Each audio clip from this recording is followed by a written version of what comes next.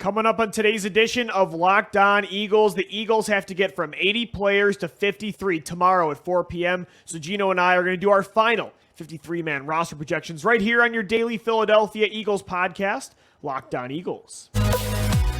You are Locked On Eagles, your daily Philadelphia Eagles podcast. Part of the Locked On Podcast Network, your team every day.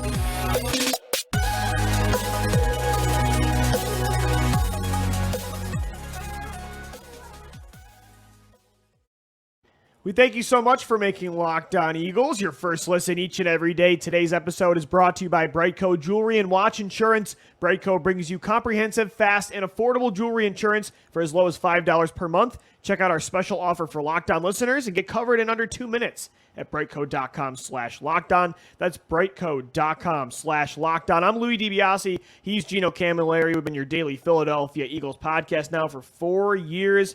And, Gino, we've done a lot of these 53-man roster projections over the last 4 years, and this is our final one for 2022. The Eagles have to get from 80 players to 53 on Tuesday, August 30th at 4 p.m. Eastern Time. Had our final preseason game on Saturday. Not a fun game to watch at all between the Eagles and Dolphins. I watched it earlier on Sunday morning, had a wedding for one of my good friends on Saturday, so Gino took up the I don't know what discipline maybe you would need mental discipline to watch that game, right? Man, the mental fortitude that I had to have, and many Eagles fans that continued to tweet in agony throughout the rest of that game. Diehards, baby. We're the real sickos, the people that bleed green through and through. But there were players that played later into that game that were surprising. And what that last game meant is now we have just a few days before, one, we get to 53, and two, we're preparing for game week. I know. The first game kicks off September 8th. Kickoff is officially September 11th for the Philadelphia Eagles. But before we do that, we have 53 roster spots to fill. That's right. As well as 16 roster spots that you could fill with up to 4 vested veteran free agents. And then the rest you could fill with undrafted free agents or anybody who has under 3 accrued seasons in the National Football League. And not only will Tuesday be a big day, but once Wednesday comes as well, and you see who teams are going to drop for that next wave of talent that they want in there, that's going to be just as fun, because you look at some of the teams that don't have the depth of, let's say, a Philadelphia Eagles team. I'm sure maybe an Atlanta Falcons, the Chicago Bears are looking at that 54th, 55th man on some teams' rosters, and that guy on the Eagles roster is much better than many other teams in the league when you look at depth-wise. So there are going to be guys that are getting claimed from the Eagles. I'm sure the Eagles have a vested interest in players around the league. Howie Roseman loves to do it. There's a lot of players. You can't just sweat it out till Tuesday at 4 if you're a player on the bubble, man. You're going to have to get through probably a few weeks until game day to really feel secure, because we all know how Howie Roseman works the phones, and rosters are always ever changing. As you mentioned, guys become available later on in the week that you really liked. Maybe in the draft process in the past, there's trades still that can be done. You know, it's all going to happen still throughout the week. So 4 p.m. tomorrow is the deadline to get from 80 to 53. But again, you're not safe really until after that point later on. But Howie Roseman. No, exactly. But with the players we have on this roster for the Eagles right now, we're going to do our best to predict the 53-man roster. And of course, this is sometimes like Mock Draft Monday where, our hit rate, I think it'll be better than mock drafts, but at the same time, you never know really what the Eagles' thought process is. We're doing this through a predictive lens more so than what we want to do, or Derek Barnett would not be on this roster, Jalen Reagor wouldn't be on this roster, probably a lot of different guys. But we're going to do it in a predictive fashion. So last time we did this a few weeks ago, you started off with quarterback, and then we did vice versa. So now we're going to do it the opposite way. So I got quarterback, Gino's got running back. We're going to build this thing together. And with quarterback, Gino, we pretty much agreed on a lot of these decisions we made for the roster. But a quarterback, I'm only going to keep 2. Jalen Hurts and Gardner Minshew. Look, Sinnett is not it. Reed Sinnett, by the way. I didn't even know his name for the majority of the summer. Reed Sinnett, I thought, had a couple nice plays against Cleveland 2 weeks ago, but just not good enough to warrant a roster spot. And I loved your theory about Carson Strong, by the way, man. The guy's had no opportunity in the preseason. I'm like, is there just a massive disconnect between the front office and the coaching staff here? Has he been that bad at training camp? But didn't you mention maybe something about them just stashing him away? Don't let the rest of the league see his arm? I'm in deep conspiracy theory mode because I am Still a fun, huge man. proponent of Carson Strong, and I feel bad for my fiance on Saturday watching that game. I'm screaming at the television after I see Reed Sinnett throw his 4th or 5th overthrown ball to Deon Cain. I'm just like, put Carson Strong in. How bad can he actually be? So for me to try and win my take on Carson Strong being a good quarterback, maybe he is pretty good and they just want to stash him. Maybe on he's the a phantom practice squad. IR or something. The knee injury is still healing from all those surgeries. I don't know. But regardless, I think he was going to end up on the practice squad no matter what. I'm just shocked how many reps they gave to Reed Sinnett. But that's not all a bad thing, Lou, because we all have seen that he has tools, but he's not ready for a 53-man spot. And if he's in a game for you, you are in a terrible position. And the last thing I'll say about quarterback is to tie this whole conversation together that you're not safe until maybe the first day of the season, right? But this week alone, Howie Roseman, between the last game of the preseason and Tuesday of cutdown day, Jimmy Kempski tweeted this out earlier. Last year, he traded Matt Pryor and he traded for Gardner Minshew in that period. So things are wide open. I think they're set here. Jalen Hurts, Gardner Minshew, each one of those guys are capable of starting games for you, and Jalen should have a great season going forward. And don't get me wrong, when the Eagles did sign Carson Strong, I thought he was going to be your new Nate Sudfeld in a way, your QB3 on this roster. They gave him more guaranteed money than I think any undrafted rookie in this class. If it wasn't number one, it was in that top tier. But seeing how the summer has played out, I still think they hope to stash him on the practice squad because of that arm talent and see how that knee does progress. But yeah, there's not a quarterback worth another spot on this 53 besides Hurts and Minshew. So Gino, running back, you kind of felt the same way, right, about the number? Yeah, I'm going with 3 again here. This is one where, just like quarterback, Huntley looked good in spots. He had that long breakaway run in that meaningless moment in the Miami game. He had some stretches of some good special teams moments as well.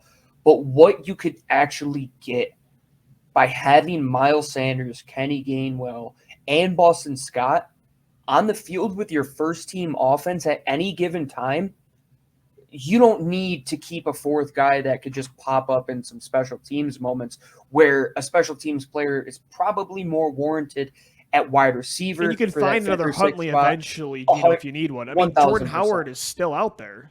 And there's other guys like that with this offensive line. You're fine. And I wouldn't want to play Jason Huntley on offense. He is a kick returner, but are you really just going to put him on the team for that reason alone at a position where you have 3 guys that are actually going to play? If you ever get down to that deep on your running back depth chart, things are in a bad spot. So we never want to have to worry about Jason Huntley. Kennedy Brooks will probably be on the practice squad as well. And like you said, I think even beyond Jordan Howard, I mean, Kenyon Drake hasn't been signed yet either, has he? So there's plenty of veteran names, not just at running back, but at all positions around the National Football League right now. That, man, you talk about just guys on rosters at this moment, Lou. Odell Beckham Jr. is still out there. You have Jason Pierre-Paul that could sign for teams. There are guys that aren't even in a camp that are going to come onto these rosters. So many players are going to be available. So this list, we might be right on Tuesday, but come Wednesday, Thursday, Friday, it might be maybe even 75% correct. Gino, when it comes to receiver, I had 6 and maybe a little bolder compared to the first 2 predictions. I have Devontae Smith, A.J. Brown, Quez Watkins, Zach Pascal. Those are your lock top 4. And then it gets tricky. I think if Jalen Reagor does not get traded, he is on this roster. They are not cutting him and eating $8 million. But I do think with how we work in the phones this week, he's going to find something for Reagor. And the way that Deon Cain has looked, Britton Covey, Devin Allen, I think they're going to want to keep 2 of those 3 guys that have special teams ability, I think better than Reagor. Covey's a better returner. Devin Allen's a better returner and a better gunner. Reagor's not going to be a gunner in that way. Deon Cain, I think, is a better receiver, as embarrassing as that sounds for Reagor. And to me, I think it came down to, I think Cain is the best receiver of Covey, Allen, and Cain. And then I think Covey will be kept over Allen because I think there's a better chance you can get Devin Allen on that practice squad. Covey is a returner. They really need help in that way. So that was tight, but I'm going to bank on Reagor getting traded, and then they're going to keep Covey and Cain with hopefully Allen on that practice squad. My list differed from yours in a few ways. I kept 6. I kept Reagor on there with the idea that if he did get traded, I would have taken him off. Of course.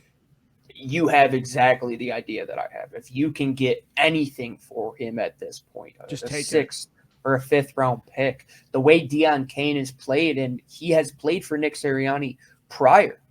Jalen Reagor has no attachment to Nick Sirianni, if you think about it. He was drafted in the Doug Peterson regime. This player has played his way out of Philadelphia more times than not. Deon Cain, somebody associated with Nick Sirianni. Zach Pascal, the same type of thing. I like the way Deon Cain plays. I think he has good body control. He showed he has strong hands at the point of attack. And then it comes down to that 6th option. I went with Devin Allen simply because I think, and I know from what NFL people covet, that a gunner is much harder to find in the National Football League than somebody to return the football. But for the Philadelphia Eagles, it seems that they can really do neither because their special teams is still not as great as it should be. So keep either one of those guys and you'll add a boost in that element. I like that list too. I think Cain could be a guy that gets you out of spots if one of those 2 guys who are one of the 3 guys who all have gone down to injury prior are out for a game or 2. He could get you out of a jam. I like He doesn't offer the special teams ability that Covey or Allen do, but I think in a way that's why I like keeping 2 guys here. You have a pretty good receiver for depth with Cain, and then you have the special teams ace with Covey or Allen. So we had different players, but the same philosophy in that way. Yeah, for sure. Who do you want to develop that's athletic exactly. and quick twitch? Devin Allen or Britton Covey?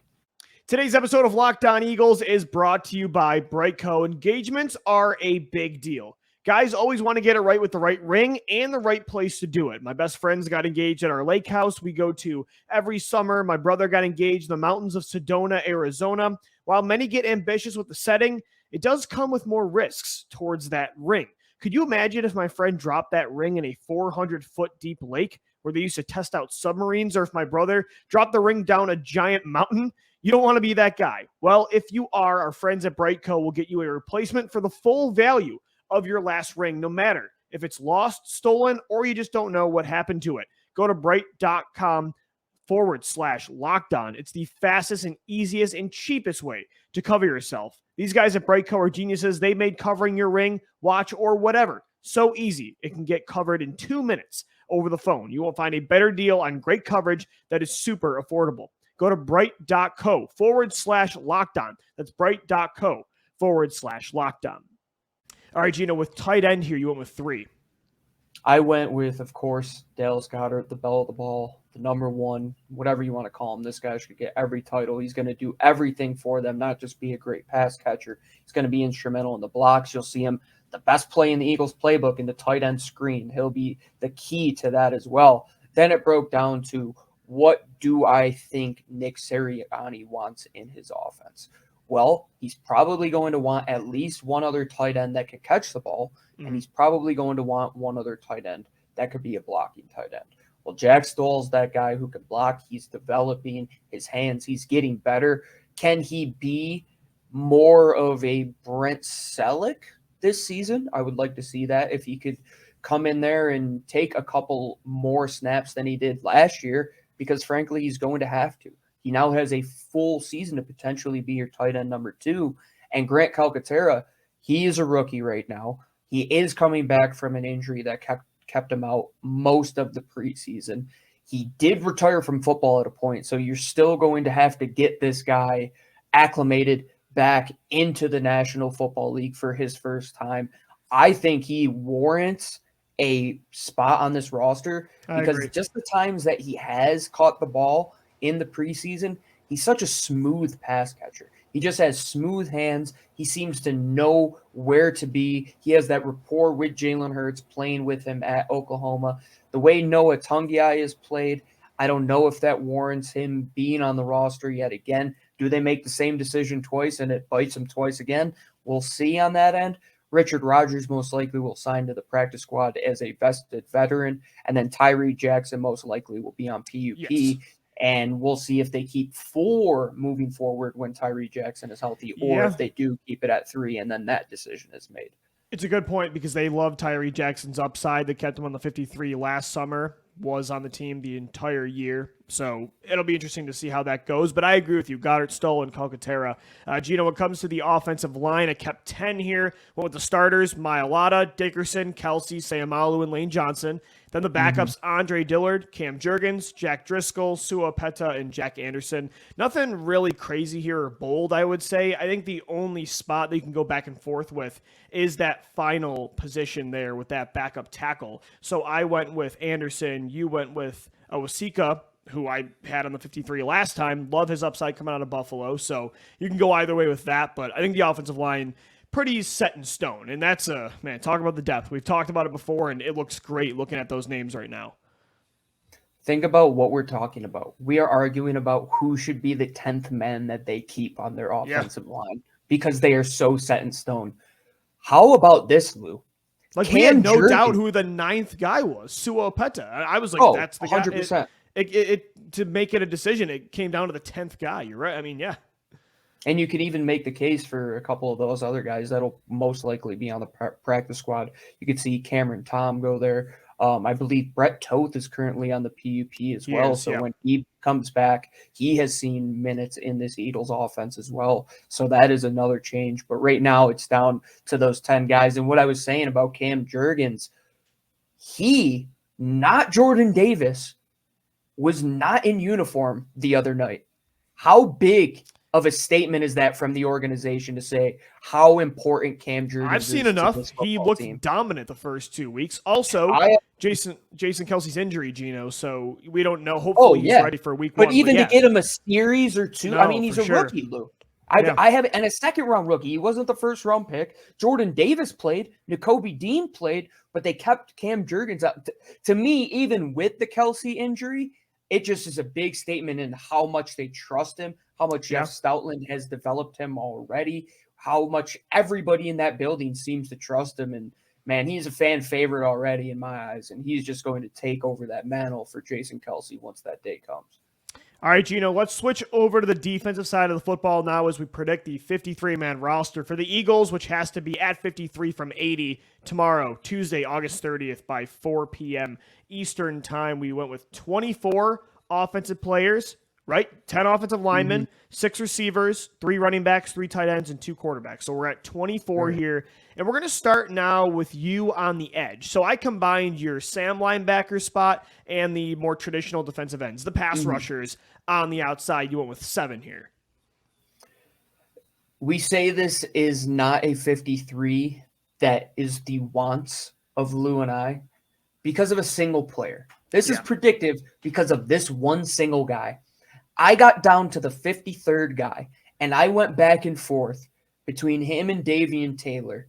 But frankly, I can't see this Eagles team leaving Derek Barnett off this roster. They won't. Because they signed him to a 2-year extension, which to me is still crazy.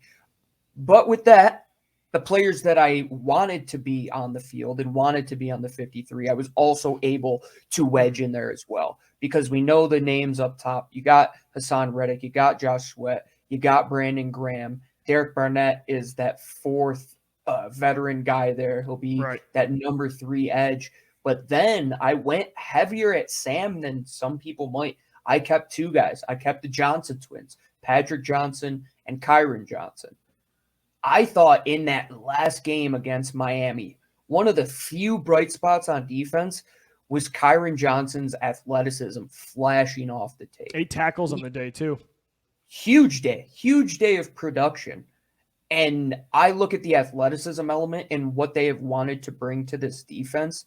He might not be a guy that even sees any minutes, but his athleticism is too risky to expose to waiver wires, in my opinion. And they don't like cutting draft picks a lot of time anyway, Gino. That's the tough part. Yeah.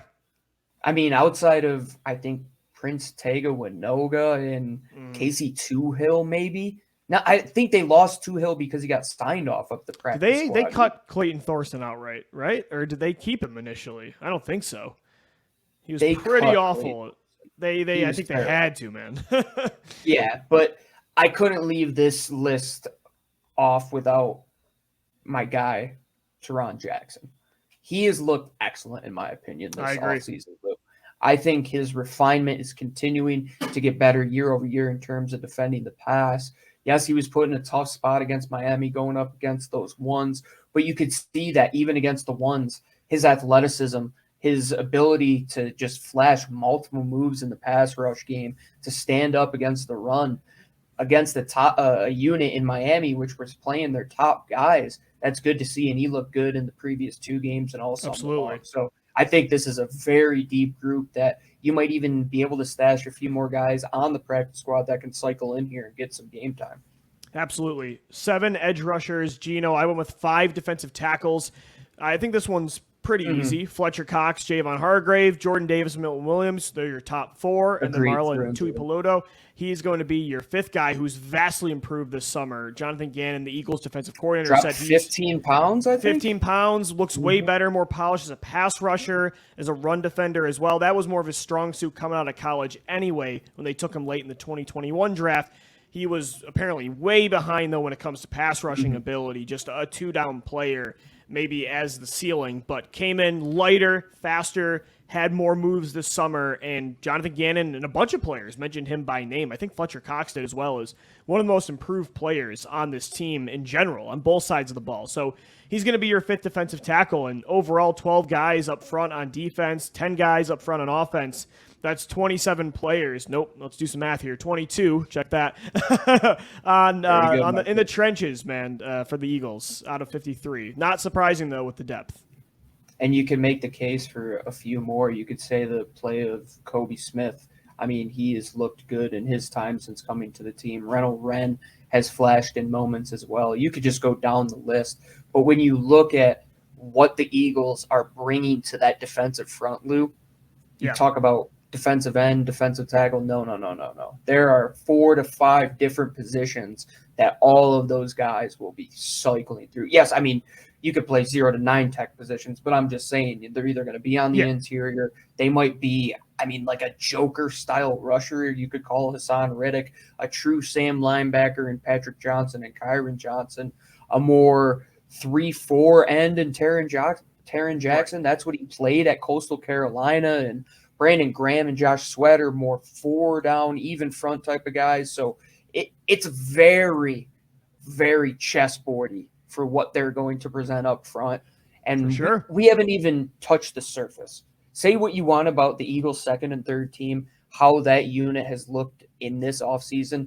What that first team did in their limited moments, Lou, I mean, it speaks for themselves. They're going to come great job this year, man. This is the first time out of the gates. Yeah, this is the first time I think ever that I've not really overreacted to the preseason. I saw enough with those first 2 drives with the Jets. I'm like, I'm good. And the rest, it's been really sloppy, but again, you got to look into their prioritizing health right now, and thank God they are, because look at the Pittsburgh Steelers. 2 scares today. Starting Deontay Johnson, he went to the locker room. TJ Watt had a scary knee injury at first. I think it was Hawkinson hit him low. No serious injuries there, but the Eagles are prioritizing that. So I think all of that stuff together, and I think we've just learned over time to not put too much emotion into this. Still, of course, analyze it, but I think I haven't panicked at all. So I agree. I think the defense looked really good. And from what we're hearing in training camp, that unit, 2nd and 3rd team as well, has looked strong. So, I'm not too worried. Today's episode of Locked On Eagles is brought to you by Prize Picks Daily Fantasy. Last night, I won big because of Prize Picks. I took Malik Willis to have over 200 yards from scrimmage and Jason Huntley to have over 70 scrimmage yards. So I had a pretty good day. I love how easy it is to play daily fantasy with Prize Picks. I love traditional fantasy, but I also like individual stuff as well. Got to ride with my guys, the Lou DiBiase, my guys, like Malik Willis. I'm ready to win big this regular season with Prize Picks now that the preseason is over. So how does it work? Well, you pick 2 to 5 players, and if they'll go score more or less than their Prize Picks projection, you can win up to 10 times your money on any entry. No competing with anybody, just you versus the projection. Prize Picks offers projections on any sport you watch as well, from the NFL, NBA, MLB, heck, even cricket is offered. Entries can be made in 60 seconds or less. They have safe and fast withdrawals. as well. Download the PrizePicks app or go to prizepicks.com to sign up and play daily fantasy sports. First-time users can receive a 100% instant deposit match up to $100 with the promo code LOCKEDON. If you deposit $100, PrizePicks is going to give you $100 back. If you deposit $50, PrizePicks will give you $50. Don't forget to enter the promo code LOCKEDON at sign up for an instant deposit match up to $100. Gino, when it comes to linebacker, you went lighter here with 4. From what I've seen Davion Taylor do this offseason, the lack of development in that year 3, that pivotal year 3 for most NFL players, and the ultimate kiss of death is playing against the Miami Dolphins in a 30-point blowout in the fourth quarter of the last preseason game as a third-round pick with a bunch of guys who are either undrafted free agents or day 3 late picks. I don't know how you come back from that. I just don't see it. And that is a lot to the credit of the guys above him. The way TJ Edwards continues to get better year over year, how you can't leave him off this roster. And now he could potentially be your best linebacker this year and your best linebacker over the last 3 years or so. You could make the argument for. He's lasted longer than guys like Alex Singleton and Eric Wilson and the LJ Forts of the world. And then they bring in a free agent who broke the curse of bad free agent signings at linebacker, and he's made the most plays for the Eagles in this offseason. You see him being around the ball all the time, picking off the ball in games, in one-on-ones. Kaiser White might be the most underrated / best signing for the Eagles this offseason. Then you draft Nakobe Dean, who's a potential first-round caliber guy who processes the game much faster than Davion Taylor does, who's been in the league for 3 years. And then the way Sean Bradley is played, I just see Davion Taylor not having a way onto this roster. And if Howie Roseman got rid of JJ, who was a second-round pick, I don't see why he won't get rid of a guy who's a third-round pick, and I don't even see why he wouldn't get rid of Jalen Reagor if he could as well. So that narrative is going to go by the wayside. This is the year that you have to just say, we can't sit on the investment. It's a sunk cost. Whatever we put into that player is a sunk cost. It was 3 years ago. Do you think he's going to develop, and how much longer are you going to give him? I'll give those snaps to Nakobe. I think it's more of a conversation the last 2 weeks. I don't know if I want to call it a sunk cost yet, though, because earlier in the summer, Taylor was getting a lot of first-team reps, and there were some strong days from him where he was playing ahead of Nakobe Dean. And also, what you saw in the regular season last year, he was really good before he got hurt. But you're right, he's been very bad the last 2 weeks to the point where they were not happy, and they had him playing deep into that game. So it is definitely a conversation, and if they want to go heavy up front, when, like, let's say, for instance, because they're going to keep Derek Barnett, they want to keep both Johnsons at Sam linebacker and Taron Jackson as well, then, Davion Taylor could be one of the odd guys out. Sean Bradley's a better special teams player right now. He's an impact guy. Those top 3 are set in stone. So, I've liked Davion Taylor over the years and the potential, but I totally agree that his job is not safe. I just think with the Eagles still, they probably will want to keep him on this roster based on the flashes he's shown last year, earlier in the summer too. But it'll be very interesting to see what they decide with him and some other past draft picks, like you said, because in the past they've been sometimes waiting too long on getting rid of that guy. But with Taylor, it'll be interesting to monitor for sure. Gino, when it comes to... go ahead. Yeah, of course. Do you remember who spoke ad nauseum when they drafted Davion Taylor in that draft room between Howie Roseman, Andy Weidel, and at the time head coach Doug Peterson? No, I only remember Donahoe being mad they took Milton Williams. No, that was the year after. So no. At that time, it was Andy Weidel. He flew out there to the Colorado game where they played Oregon. He talked about that game all of the time when talking about Davion Taylor. Guess where Andy Weidel is? He's no longer in Philadelphia. You talk about those Joe Douglas picks that slowly trickled out, the Chip Kelly guys that slowly trickled out. Howie Roseman slowly trickles out the guys that maybe weren't 100% his picks. All right, if that's the case, then if Jalen Hurts becomes a franchise quarterback, Howie gets no credit for that then. If he's not going to get the blame, then I'm not giving him the credit. That's fair. That's fair. I'm there with you, man. But we'll see about it. I mean, they could 100% believe that he still has development left in his body. I just don't know. I don't know if he sees the game quick enough at that NFL level. Oh yeah, I'm not set in stone either. I totally am with you. It's up in the air. It's always been a project with him, and it's still a projection for sure. When it comes to corner, though, Gino, I don't know if there's many projections that I want to bank on. I kept 5: Darius Slade, James Bradbury, Avonte Maddox, Zach McPherson, and Josh Jobe. I think is the guy that emerged of all the young corners. Howie Roseman threw at the wall and see which one sticked. Jobe was that guy coming out of Alabama, not super surprising. And I don't think you keep 6, Tegawan, Kerry Vincent, Mario Goodrich. I think you can stash at least a couple of them on the practice squad. They're not all getting claimed on waivers, not worth a 53-man roster spot. So I went with those 5, and I think 99.9% of Eagles media is doing the same. I only think there's one other guy in that conversation, and that's Tegawan, that could potentially be in that mix. Yeah, which makes sense because they wanted him in the Ertz trade. They did like him in that draft class, but I still think he's played the best out of Kari Vincent and Mac McCain. I mean, Vincent both of the guys they got the last few weeks, man. Oh, McCain looked just. I mean, outside of the Tyreek Hill stuff, he looked bad against the second and third team guys, and just never get defensive backs from the Broncos. If they're willing to take on Ronald Darby and sign him to a multiple-year deal, they might not be too great at that. Just kidding. They got Pat Surtain, of course. Of course. Gino, I want you to finish off with safety here. You went with 5. Of course, so special teams, we got Jake Elliott, Rick Lovato, and Aaron Sibos. So we're up to, with that, we need 5 guys left, and we have 1 position with safety. I will say that at punter, they might not make it to Wednesday if there's a good one on the market. I mean, Stonehouse right now in Tennessee might beat out the incumbent. I mean, he's a much better option there than old boy Sipos is, so we will see. I don't know, man. They love him, though. I don't know why, but they can't seem to get rid of him. I don't know either, man. But I went at safety, and you could label the last guy in Josiah Scott as a cornerback. You can list him as a safety. You can list which him helps as if you go lighter with nickel. 5 corners, right? Yeah.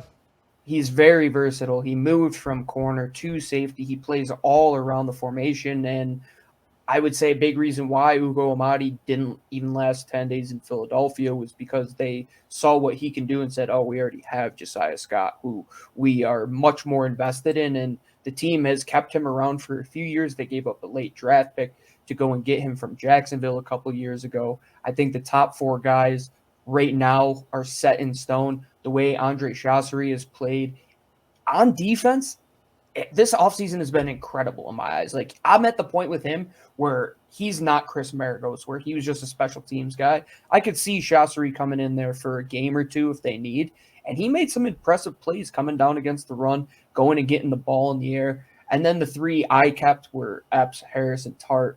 Kevon Wallace, I think he's in that situation as well, where what more is it going to be for him to get onto the roster, and did he do enough? And like you have said the past few weeks, you're a big fan of what Jaquiski Tartt has done, and so am I.